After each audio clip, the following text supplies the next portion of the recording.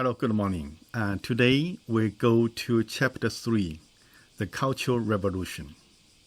Of course, we all know that China happened from 1966 to 1976, 10 years Cultural Revolution. That is something happened never before the human history, or maybe never again. But in China, the new generation, the people born in 1980s, 90s, or to after 2000, they know very little about Cultural Revolution. They only heard the name of Cultural Revolution, but they don't really know what happened. Okay, and in Chinese educational book, they only have like 2 pages mention about Cultural Revolution, blame the gain of 4 for this. Of course, the Chinese government have its own reason. The bad things is better to forget than to remember. I agree with that, actually. But as our generation, we experienced that Cultural Revolution we'll never forget. So for my story, I'm going to tell my experience during Cultural Revolution. And if you choose to forget, you don't have to watch this chapter. But if you want to know what happened really during the Cultural Revolution, yes, it will be very helpful to understand this part of history, and also very entertaining, believe me. But before that, I will tell you 3 small stories before the real Cultural Revolution starts. Right. 1. Home moving. Okay.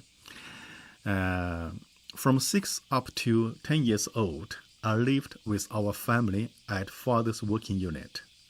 Though most of the time father was not home, as I mentioned in chapter 1. My father, as one of the could-be-used but never-be trusted party members, was constantly sent to the countryside from place to place to carry out the party's endless political campaigns. My little head was filled with all communist jargon such as for liquidating, the stay at one spot, the socialist education movement, the 3 ends, 5 ends, the anti-right wing, 5 and 7 card school, etc., etc., etc. Maybe it does not make any sense to you, but it makes so much sense to me and to all the people in that generation who lived over that time. Anyway, if at least all the Chinese Communist Party's political movements, I can't say my father had contributed to every single one of them, but most of them for sure. As I also wrote in chapter 2, not long after Teng Hao instance, my mother was removed from her working position and transferred to a much lower working unit, located at the edge of Changsha City, far away from where we lived. For saving money, every day mother woke up with the cocks and go to her working place at the crack of dawn, by foot. The distance, even today, takes me, a very strong man, over 1 hour. Coming back from work, she was always walking in the darkness. I could still clearly recall the scenes.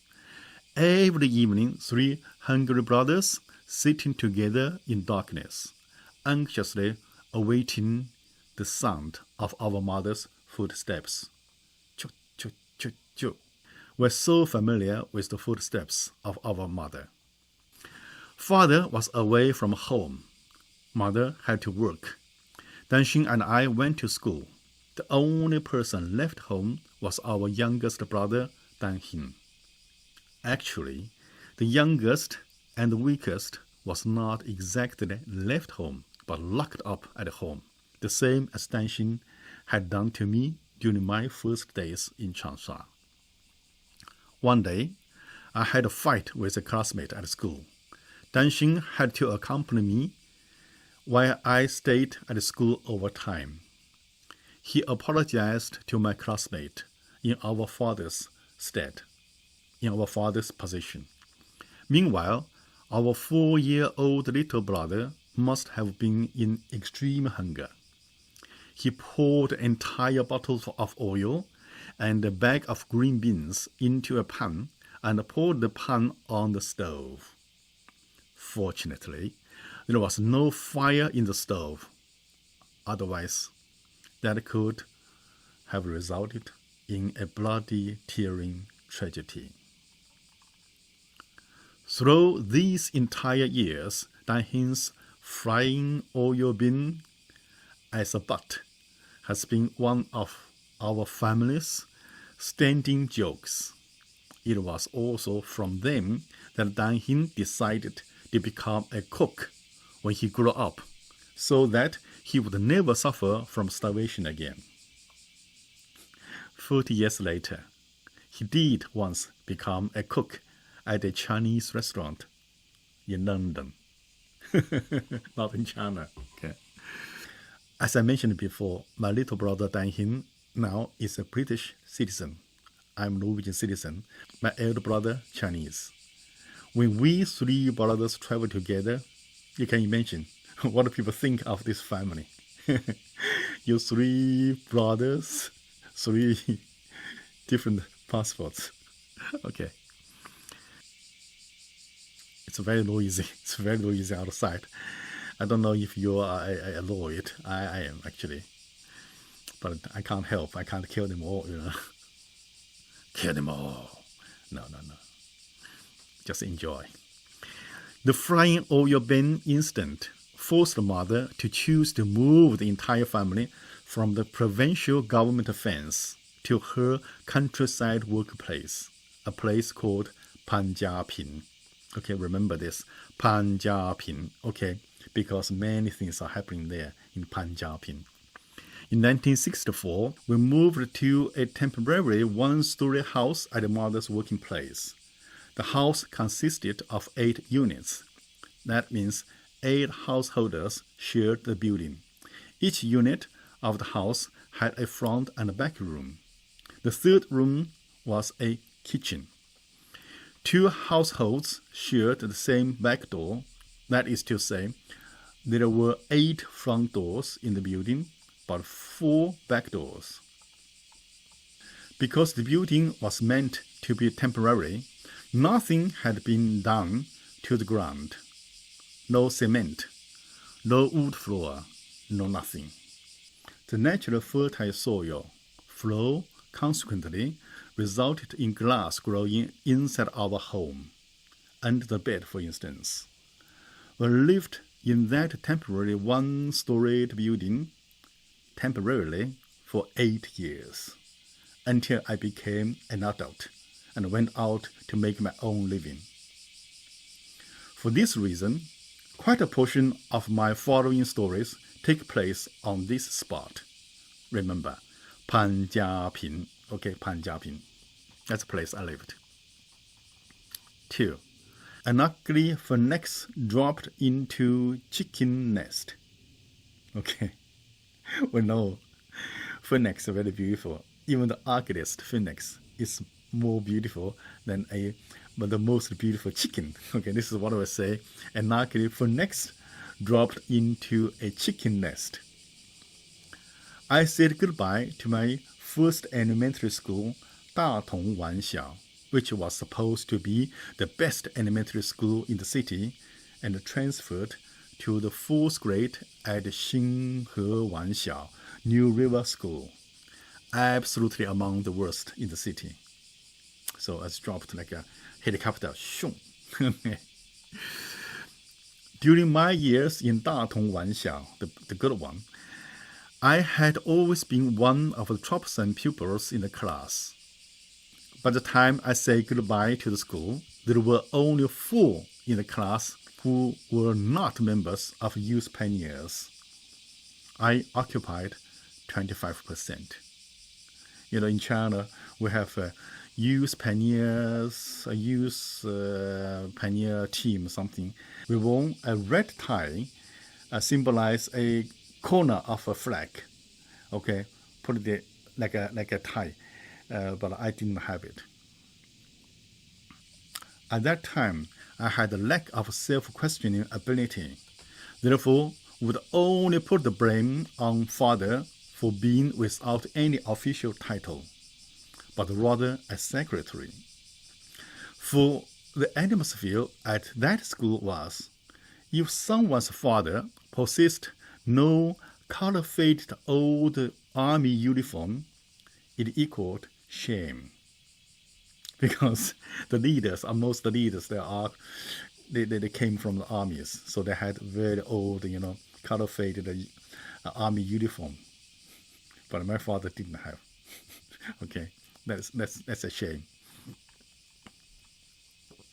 On the other hand, things changed dramatically once I moved to Panjapin. Among all those countryside boys, I was just like an ugly phoenix dropped into a chicken's nest. Suddenly, I becoming the favorite pupil of the whole school. I was accepted to be an advanced youth pioneer team member within my first week. Next, I was chosen to be the leader of the class, and soon after that, I was appointed to play a major role in a school drama. Later, I was selected to be a member of various sports teams, such as dash, ping pong, and swimming. As one of the representatives of the school swim team, I was even sent to the provincial sport school to be trained. Very high alert. I also took part in a few sport competitions, yet the results were all disappointing. For I had always been number one, counting from the back. Okay, always, not once number two. All these efforts and failure meant little to me, for what I really wanted was not to be special at school among the other classmates, but to be special at home among my brothers. Okay. 3. I will finish this and let's call it a day. And we will tell the real revolution start from next time. But that is bloody, you must watch. 3. My neighbor sister, who Mei Mei. Mei Mei played a very important role in my life later. Okay. Hu Mei Mei was our next front door neighbor. Our two families shared the kitchen and the back door. She had an elder brother from the same mother and a younger sister from her stepmother. Her own mother passed away while giving birth to her. For that, she was blamed by her father. Therefore, no need to explain more about her position in the family. She was 1 or 2 years younger than me, as we were both the middle child in the families. We met often in the kitchen, which is very easy to understand. We were sent to work in the kitchen to cook, because we are in the middle. Mei Mei was an ordinary-looking girl. A sweet girl is more accurate than a beautiful girl. My memories of her started when our family moved from father's working unit to mother's working unit. The very first day, it was Mei Mei who showed me how to get to the school. Of course, we did not walk shoulder by shoulder, but with her about 5 meters in front, and I followed. Though we shared the same kitchen, we had no significant contact at that time, until 1 year later, when I was about 11 years old. Mei Mei was 9 or 10, and we went to take our neighbor's banana. It's a banana story. The story goes like this. Not far away from where we lived, there was a banana tree which was planted by one of our neighbors. In order to protect the banana from being stolen, the neighbor named Qi made a fence surrounding the tree. We passed by the tree from time to time and saw the banana grew from tiny to small and then bigger and bigger. One day, we saw a small banana had been bitten by a bird and was almost falling off the tree. We couldn't help but want to get hold of that banana and try to taste. We got ourselves inside the banana fence with no difficulty. But how to get it remains a problem, as the tree was too high for us to reach. I had to let Mei Mei ride on my shoulders to reach the banana. As soon as she got the almost falling banana, the owner of the banana tree, Qi, showed up. We got out of the fence and ran away as fast as we could, but Mei Mei was caught by Qi. I had to throw the half-dead banana towards them. Qi was so angry that he picked up the green, hard banana and tried to force it into Mei Mei's mouth. Mei Mei desperately tried to avoid the banana being squeezed into her mouth by keeping her mouth closed and lowering her head. This resulted in the banana hurting her nose. Seeing this, I had to come forward and face Qi to claim the guilt. I felt very sorry for Mei Mei's nose being hurt. That was the beginning of our teamwork. Our friendship started from there. About 1 week later, we met Qi's wife. She gave us a yellow banana and told us, to eat a banana, you have to wait until it is ripe. Then peel the skin off and eat bite by bite. I think that was Mei Mei's first banana ever. I guess. I'm pretty sure, actually. The second instance of teamwork brought us even closer.